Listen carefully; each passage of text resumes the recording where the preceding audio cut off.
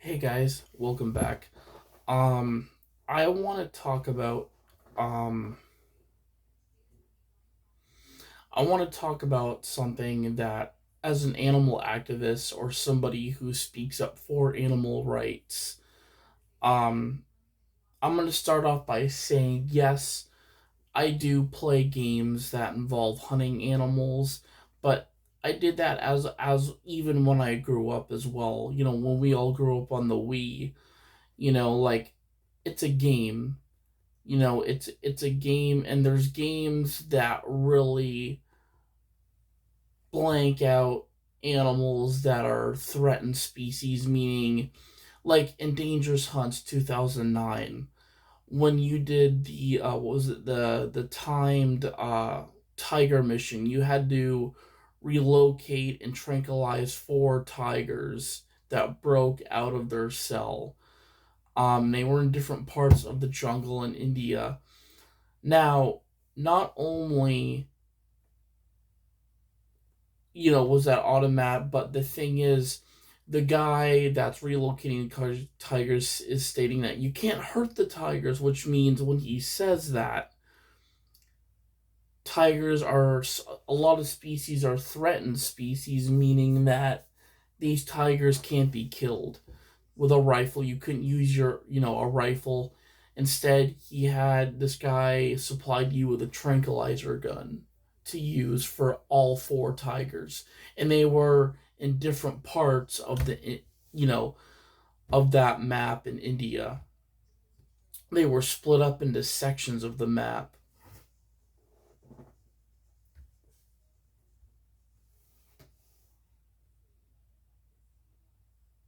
but there were other animals you had to be careful running into as well.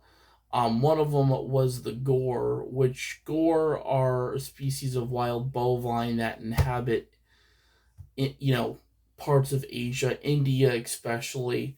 But Gore are they're literally, they look like giant oxen based bovine, but they do come in villages. Um, and they're big, they're huge. They're called Gore. Um, Gar, I think you actually is the right pronunciation.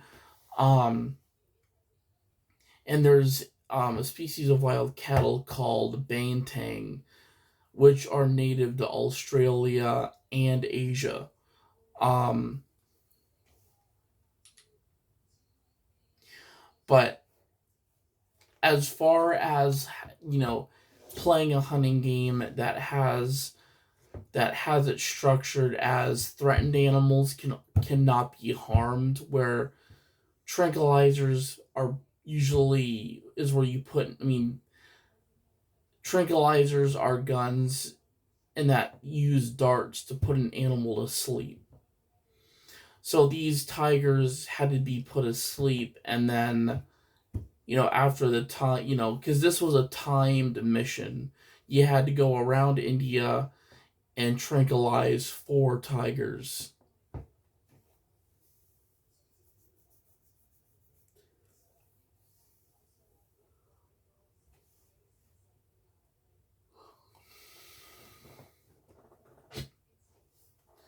But originally, you were in this India map because you were tracking a group of striped hyenas. Because there were recent reports of these hyenas attacking children or families and things like that.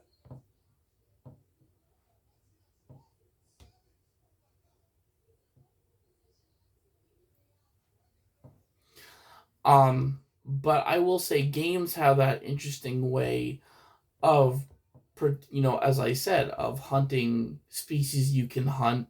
Like, games are games. They, some of them have mechanics that are real, that you would use in modern day. Meaning hunting is a real thing. People do it, yes, for poaching, which are, a lot of people hunt illegally, and they do it for food. Meaning that food is understandable, but doing anything else, Trophy hunting, I mean, is good as well. If, as I said, if you've got room in your house to have a whole trophy based house, which I have seen, it's interesting. But another thing is a lot of people hunt because of the food that is provided from that animal. Um, but illegal actions obviously pay in consequences. But one of the things that I did read about um is that everybody that that's a really a lot of politics are going around stating that oil we need more oil than nature. Like oil is like supposedly what we need in the US right now because the supply of oil in some regions is low. Well, that comes from somebody who doesn't think about what is currently living here, meaning oil being categorized as a material. It's used to fuel, there's oil and fuel that fuels, our vehicles. Um and I would say it's a material. It's not something we have to be concerned about or really. I mean, there's oil plants around the world.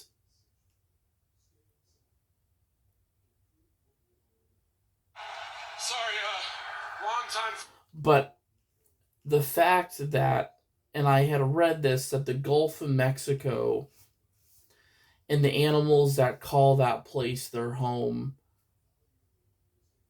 unfortunately, are, I mean, a lot of animals. Oil also is a material that pollutes the oceans, meaning it's going to kill I mean, it will kill everything in the water that lives there and calls the ocean its home. So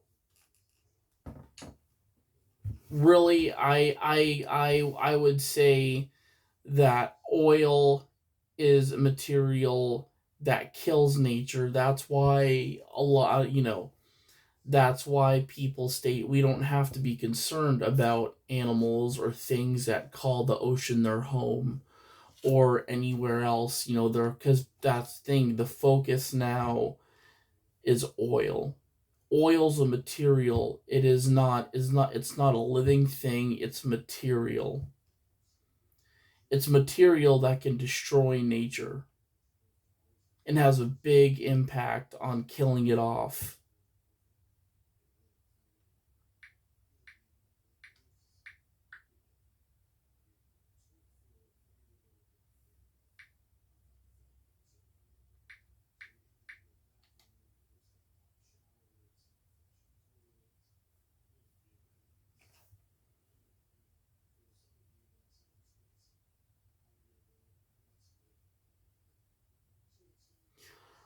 Um,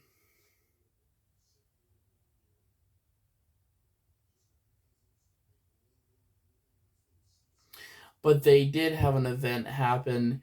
So, environmental disaster. So, this is the Deepwater Horizon oil spill.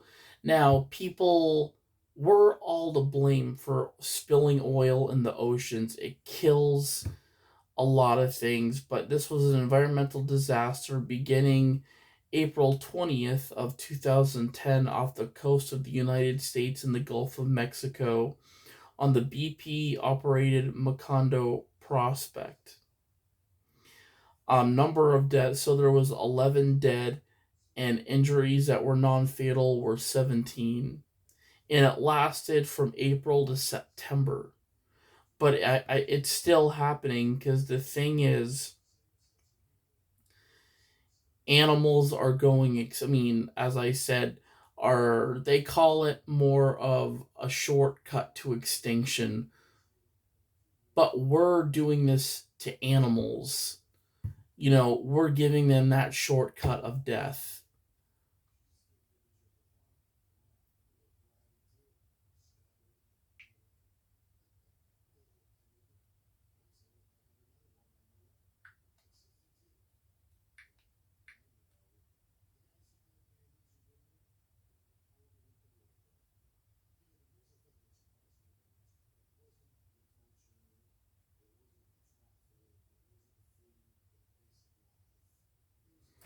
So think about this. When that oil spill happened back in 2010, it severely affected thousands of species, causing an estimated death toll up to 1,066,000 small juvenile sea turtles, 82,000 birds, and 25,900 marine mammals, including dolphins, whales, fish, and shellfish, suffered from long term health effects like lung disease, impaired reproduction, and lesions.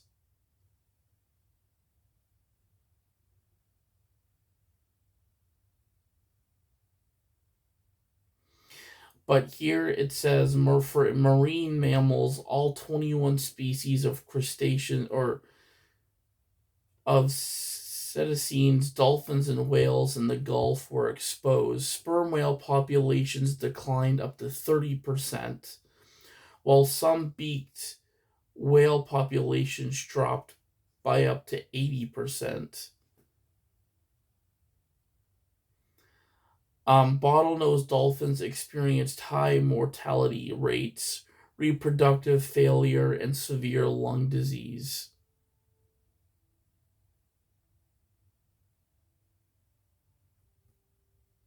For sea turtles for me are really important.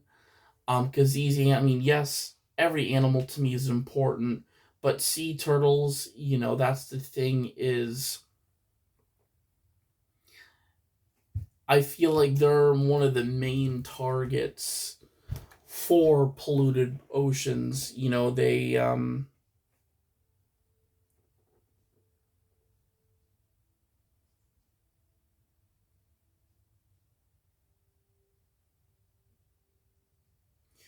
But sea turtles, five species, including the endangered Kemp's Ridley loggerhead and green sea turtles, were affected. The spill caused an estimated loss of 4,900 to 7,600 large juvenile adults and over 35,000 hatchlings. Because that's the thing is everybody knows about sea turtles is that when mom is on shore laying her eggs and they hatch, those babies go right to the water. Um, they go and they live life that way. So when they enter that water with polluted waters, it is an instant graveyard.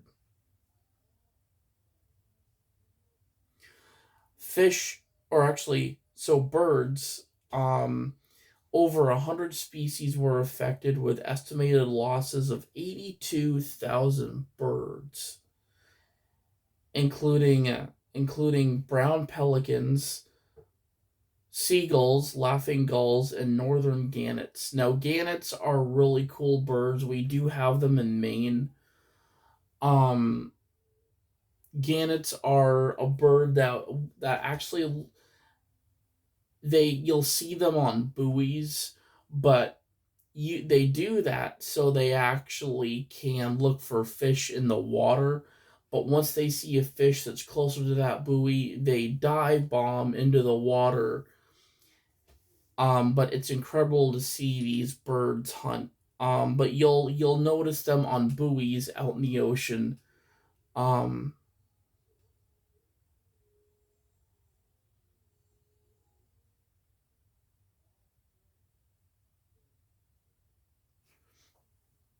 and of course, things that are organisms, things like coral, were severely damaged as well, with some colonies showing tissue damage and breakage.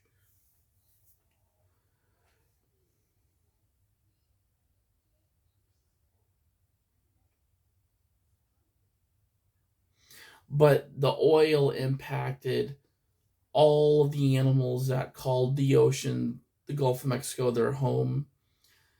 But even, later on, studies conducted years later, they had found in Louisiana that dolphins continued to die at elevated rates, and sea turtles showed lower nesting success. But the oil caused long term reproductive and developmental issues, particularly in fish and marine mammals, indicating that the impact of the spill was a multi year disaster. So, pollution is disaster, it's destruction in the water, and, animals to survive from something like this is very slim.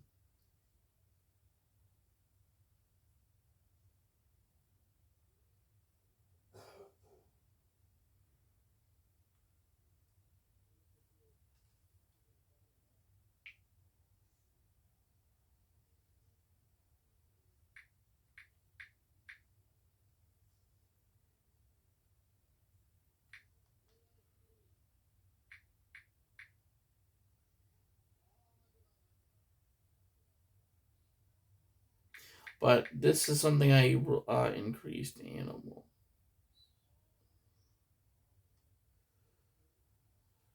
Gulf Coast increased extinction.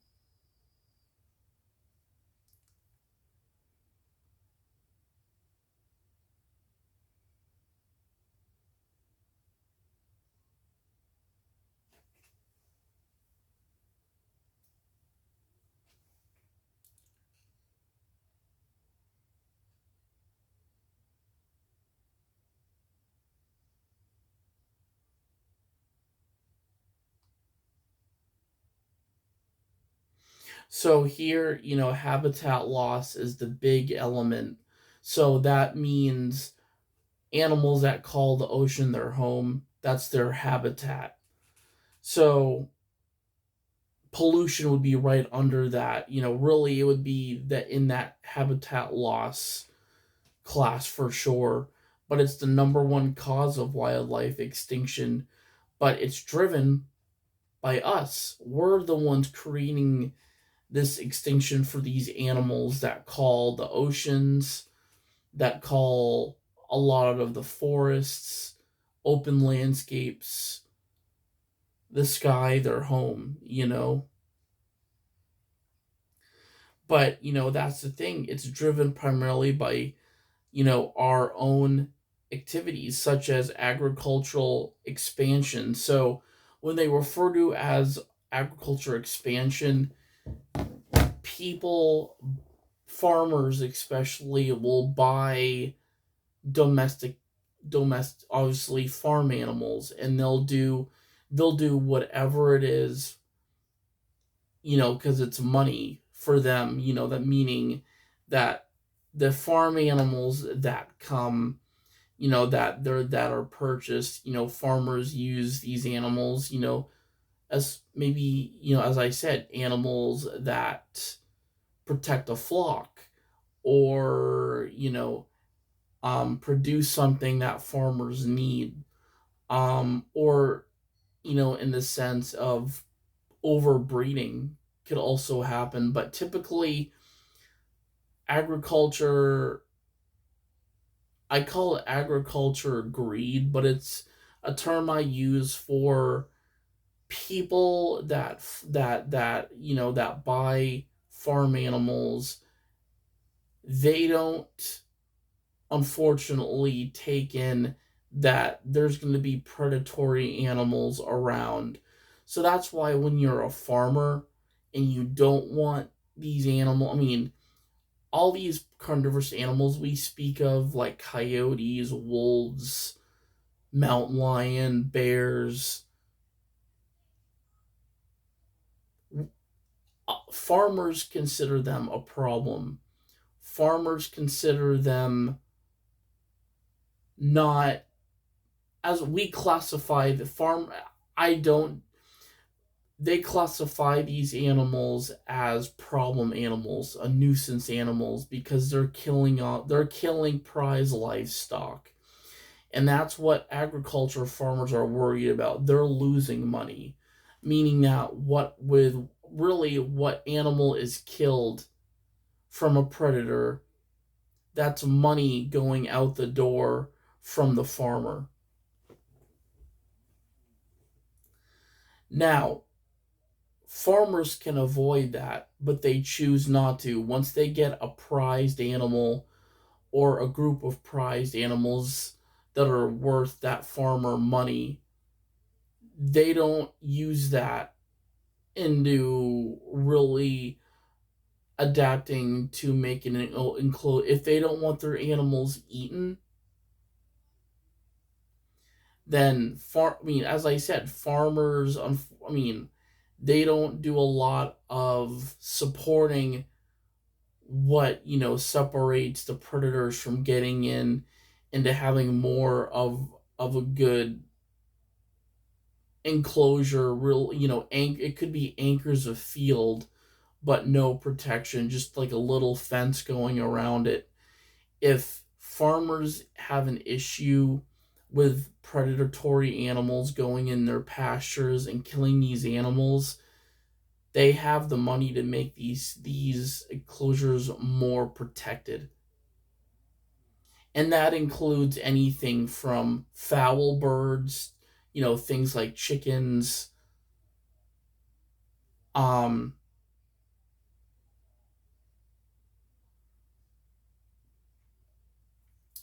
bigger animals like cattle, horses, sheep, goats, pigs. But, a lot of the thing is, I've seen farmers even get, I would say, animals that definitely I feel like are more like high security animals are donkeys. Donkeys, especially, because donkeys will actually go after, because I know in Africa they use donkeys quite a bit for protection of livestock, meaning the donkey is playing a bigger part. It is an animal that is for agriculture, but donkeys are are very much, something screws with with what they're protect. These donkeys go into full guard mode, meaning that they will bite and nip the heels at things like hyenas, lions. Um, but that's why people will use donkeys, because donkeys are more of that guard animal. And so are llamas too. Llamas are well alert, and llamas do protect flocks. I don't know as effective as donkeys. Um, but any of those two animals, I would highly, if you don't want any of your prized livestock to get killed, building a bit, obviously upgrading your enclosure and possibly adding a couple donkeys or llamas. I mean, I understand farmers make money off these animals, and we complain when these animals are killed. I mean, predators, for example, we're going to predators such as wolves, bears, coyotes, fox, anything that consumes meat, we define as a predator. And yes, that is true. That is a legit fact. We consider those predatory animals. But again, these animals, just like humans, we need to eat, and so do these carnivorous animals, where we have a shortcut of actually getting food today. Grocery stores, whereas predatory animals, you know, can't walk into a Walmart or a Shaw's or somewhere that or a fast food restaurant and demand food. They have to survive on food. whether they enter a pasture, you know, farmers are going to come out with their guns and their rifles and they're going to shoot because they do that because they're protecting. They don't want livestock to be killed. If you don't want livestock to be killed, build something more secure, because that's what these predatory animals are in there for. It's for what they can pick off. And, you know, the quantity of these animals, especially when it comes to coyotes or wolves, it could be more than likely it would be more than one because they are pack animals. So quantity of some of these predators, unlike a bear, a mountain lion, but things that are in packs like coyotes, wolves, they come in quantities, meaning that when farmers shoot at them, we're decreasing their numbers by a lot.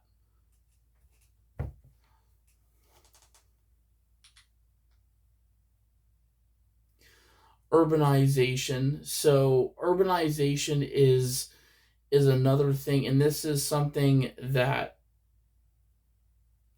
um I find very, very, I mean, I would say this is urbanization is definitely something I'm seeing, or at least a lot of, I mean, between habitat loss and urbanization meaning that, like, it relates, and when the people get older, they tend to move out of the area that know how to handle some of these animals that enter urban areas. But it's not, I mean, it is kind of because we take animal food sources away. We, and these animals don't have any. That's why a lot of the reasons the bears are being a really horrible thing, or at least not horrible thing, but these bears are relying on their food, but everything was taken from them. And these animals, as I say, I mean, that includes their habitat. So they're developing, being in more urban cities in Japan, including big cities like Tokyo, because all their food source are there. Um, because us humans, we like to take things and make things out of these. It could be, food for the animals, or ingredients that we need to make food for us. But these animals, I mean, these bears are developing a non-fear factor for humans, especially with or with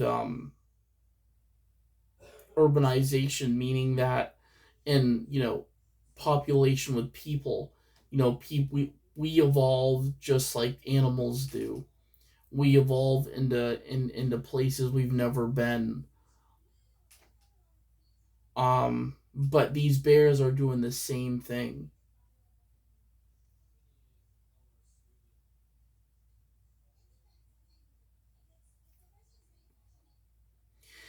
And honestly, I feel like why a lot of these animals that are extinct are dying out because of us. And I hate seeing that. And it's something.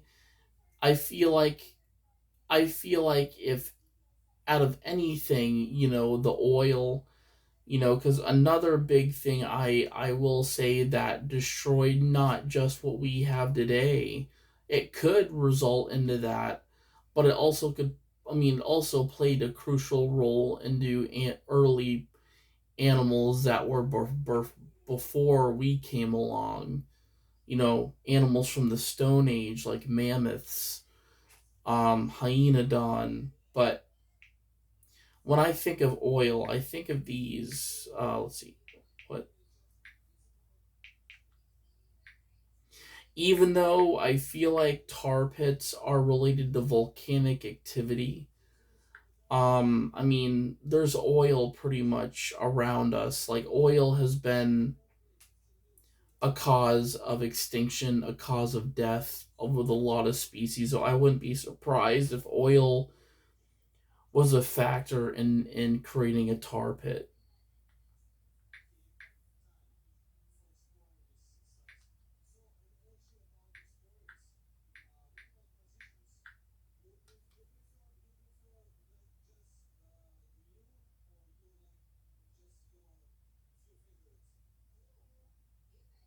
So yeah,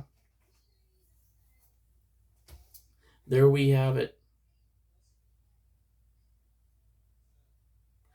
So tar pits, more currently called asphalt pits, form when crude oil, as I said, the word oil, oil is a common, it's not just for usage of polluting waters, but oil's going to kill off animals living on land too. If we keep talking about oil, this is what's going to happen,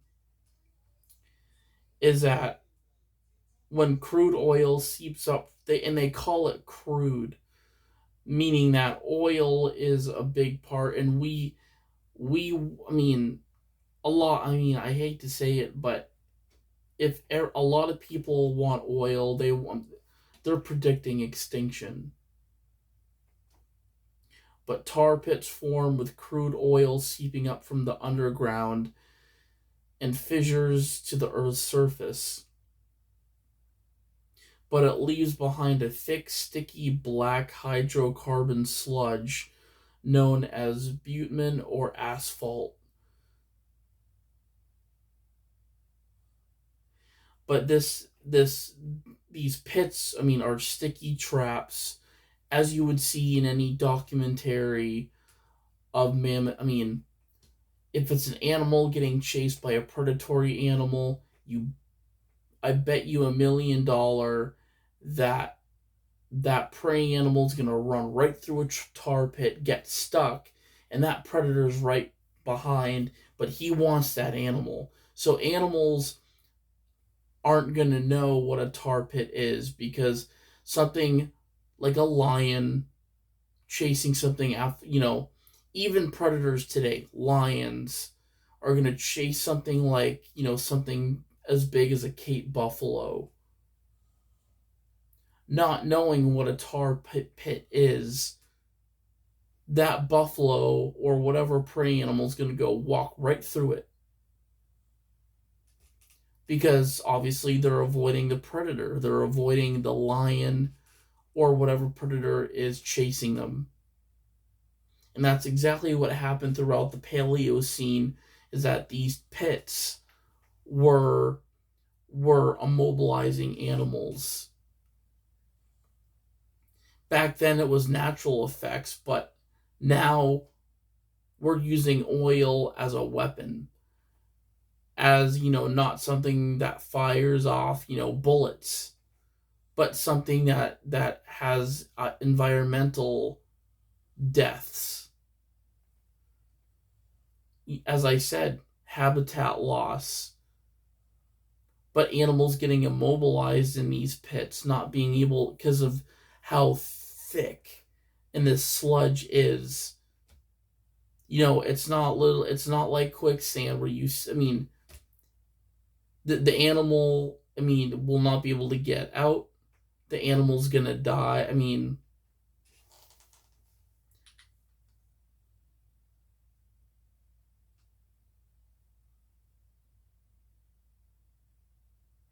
but the remaining heavy oil asphalt, but oil is the key into these tar pits. And they refer to them as pools, which pools are in low lying surface areas, sticky lakes, or deposits.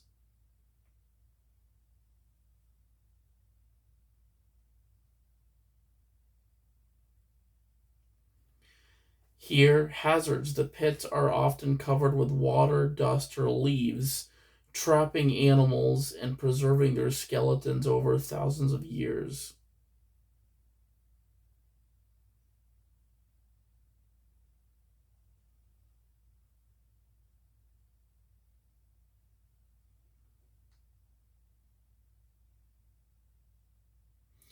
But something like this is very dangerous. I mean, it's holding a mastodon, which obviously was related to a woolly mammoth. They weren't woolly mammoths, but they were in the family. But those tar pits are going to hold something like that. Imagine what that can do to a species of elephant we have today. It can hold the heaviest of mammals we have today and the ancestors.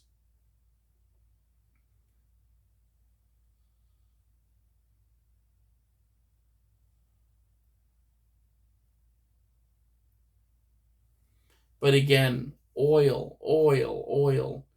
People don't know. I mean, I think people that know enough about that know enough about nature, hopefully know that oil is what creates tar pits.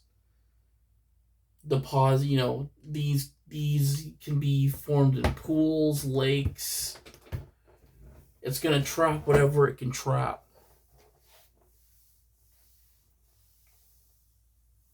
But anyways, guys, I am going to end my live, but thank you all for watching.